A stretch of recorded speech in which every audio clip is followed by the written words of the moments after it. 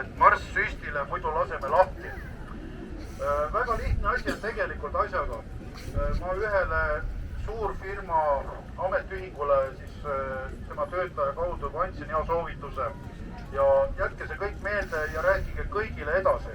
Ma hommikul üritasin seda asja Facebookis ka levitada, aga arvake ära, mis juhtus. Blogi sain loomulikult.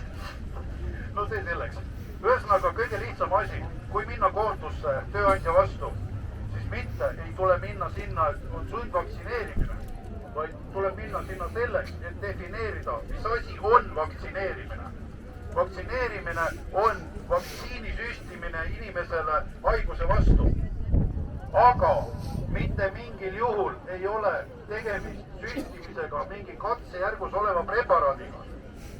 Igas kohtus saate selle üle võidu.